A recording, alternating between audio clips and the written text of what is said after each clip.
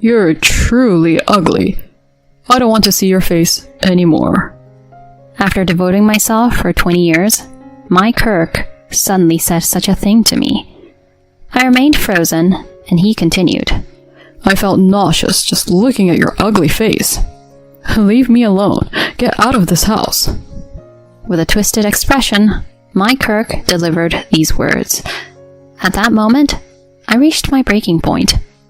I can't endure this kind of treatment any longer, and I absolutely won't forgive you.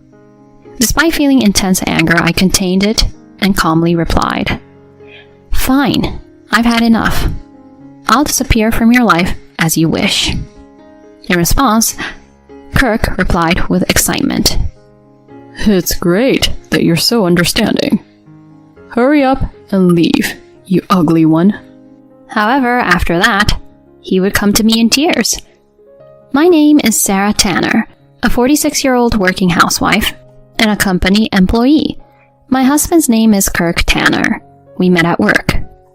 One day, Kirk transferred to my workplace. I found myself in a position where I had to guide him, despite him being 2 years younger. Kirk was often called cute by the female employees at our workplace. He had expressive eyes, a docile personality, and was skilled at being affectionate. I, too, gradually developed feelings for him. During that time, Kirk asked me out. I admire how dependable you are, Sarah. Please, go out with me. Moved by such a sincere confession, my heart was touched, and we began dating. After 2 years, he proposed to me. I accepted it, and we were full of happiness. Subsequently, we rented an apartment and started our newlywed life together. However, as we began living together, I soon realized that he was completely incapable of doing household chores. Clothes were left lying around, trash was not thrown into the trash bin, and he wouldn't even bother to put away the dishes after eating. I made an effort to teach him the basics of housework. At first, he complied with my instructions, but gradually, he started making displeased faces when I pointed out his mistakes. Kirk, your clothes are left lying around. At least put them in the laundry basket. You're so annoying. If you noticed, you could have done it, Sarah. For the first time, I was surprised to see him rebel against me. Why can't you take care of your own things? In the end, it's you who will be inconvenienced. Why would I be inconvenienced? We're married, so it's the woman's job. That's you, Sarah, to take care of the house. That's rubbish. I work too, and I've been taking on extra shifts recently. At that time, I had just been promoted to a team leader at my company, becoming the fastest to advance among my peers. In response to my words, Kirk glared at me. What's with you acting all high and mighty just because you got promoted ahead of your husband? Are you getting cocky? That's not it. Besides, I'm older than you, so it's natural, right? What I want is for you to help with the housework. You're so annoying. I don't want to hear it. With these words, Kirk stormed out of the house. In such moments, he always ended up at the poker tables. I was left behind with no other option but to sigh. Sometime later, I became pregnant. While Kirk was happy about it, he still didn't help with the housework. In fact, he became even more moody when I couldn't keep up with the chores. Hey, is it pre-made food again today? I had no choice, you know. I was bedridden with a terrible backache. You're a useless wife. If you're going to say that, why don't you do it yourself? In fact, I wish you'd be more considerate of me. Though I thought this inside, I apologized, saying, taking care of a husband is a wife's duty. I also assumed as such. Even after our daughter Mika was born, Kirk remained the same. Mika would call out, "It's Daddy!" and Kirk would cheerfully pick her up when she was in a good mood. However, when it came to changing diapers or making milk, he would run away. I told him many times, let's take care of parenting together, but he didn't seem to understand. I was engrossed in parenting from morning till night, while Kirk spent his days working and playing poker. This continued, and when Mika turned 1, Kirk suddenly dropped a bombshell during dinner. Hey, I quit my job today. What? You quit? Why? My boss was getting on my nerves, always nagging at me. We didn't get along, and he told me to quit on the spot, so I wrote my resignation letter right there. But Mika is still so young. What are we going to do now? You'll be returning to work soon, won't you? Just take care of things for a while. I was on maternity leave at that time, and I didn't fully understand the situation inside the car. When I contacted a friend of mine who is in the same department as me at the company I work for, my friend told me this. I hate to say it, but Kirk didn't have a very good reputation. He wasn't serious about work, and he got scolded this time for going to play poker during working hours. Really? Is that true?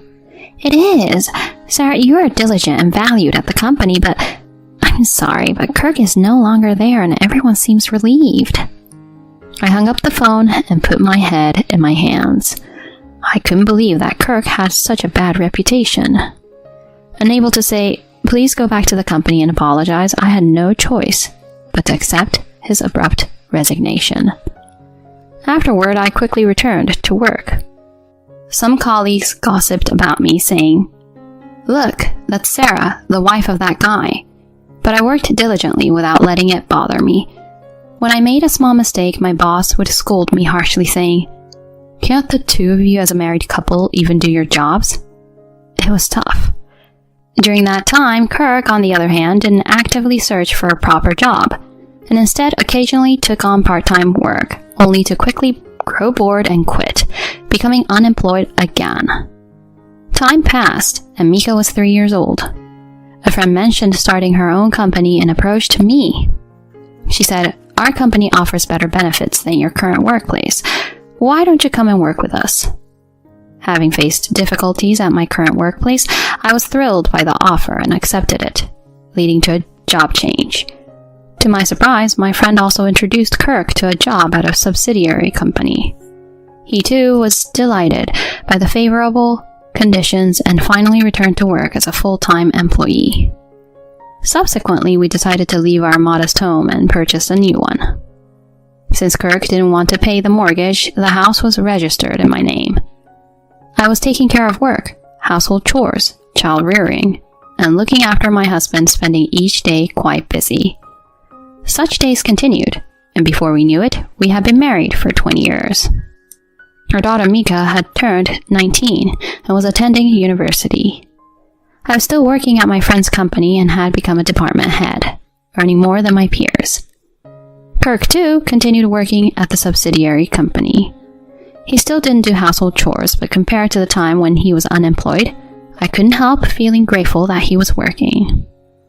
I continued to take care of Kirk, cooking meals every day and looking after his needs. Then, one day, Mika says something like this to me. "You're spoiling Dad too much. He can't do anything without you, Mom." I replied to Mika, "That's how married couples are." However, it was perhaps a little while after celebrating our 20th wedding anniversary. Kirk would say, I'm busy with work, and return home late. Even on weekends, he would say, I have work, and go out. I wondered if Kirk, who was just an ordinary company employee, could be so busy. I couldn't help but have doubts, even though I was busy with work and household chores. Then, on my birthday, which came a while after that, I received a message from Mika, who was living on her own, saying, "Happy birthday, Mom." But Kirk, even though he saw me in the morning, didn't say anything. He didn't give me a present, though he used to remember my birthday every year and say, "Happy birthday." This year, it seemed like Kirk had forgotten my birthday. It might seem like a small thing, but it hurt me. When Kirk came home late that night, I told him, "Hey, Kirk, do you know what day it is today?" Huh? What's this all of a sudden? I don't think I had any plans, did I? He had truly forgotten my birthday. Despite the shock, I softly muttered, "Today is my birthday." But when Kirk heard that, his expression turned pale. Why are you making a fuss over something so trivial? Trivial? Yeah. Happy birthday, happy birthday. Is that enough? Saying that, he tried to slip past me and head to the bathroom. At that moment, I smelled a fragrance of woman's perfume that I didn't recognize. What's the scent? Could it be that the reason for Kirk coming home late recently is? It was the first time I began to doubt my husband. I couldn't help it, so I casually asked an acquaintance at his workplace about my husband. He immediately had an evasive expression and hesitated in his response.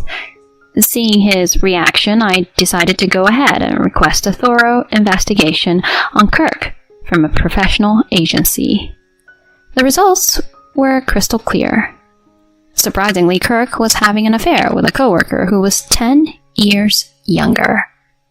I was in shock and felt dizzy as I stared at the investigation results. Just then, Kirk returned home. I'm back. Is dinner ready?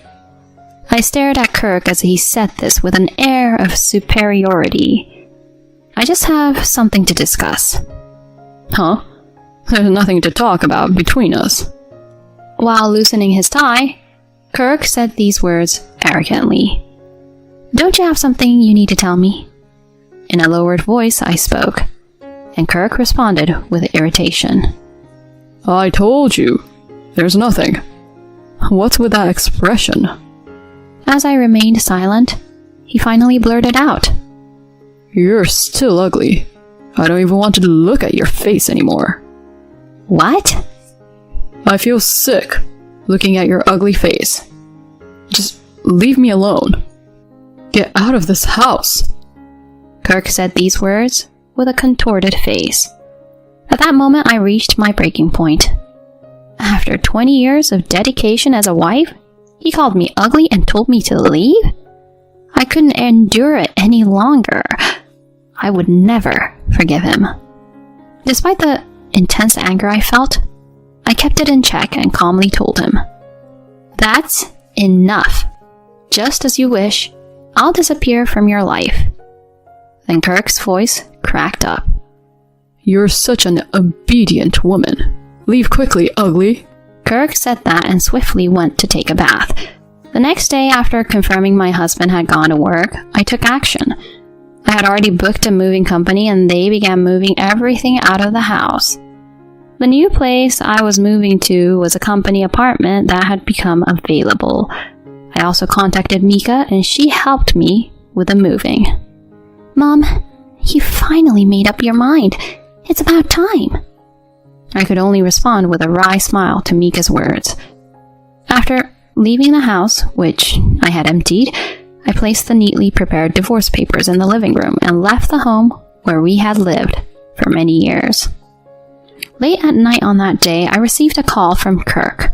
He kept calling multiple times, one call after another, almost like a maniac. "Hello?" Finally answered. What do you think you're doing, just leaving on your own like that? He berated me with a voice so loud that I thought my phone would break. "Well, you don't want to see an ugly face like mine, right? So, I left as you wished." What? What the hell are you talking about?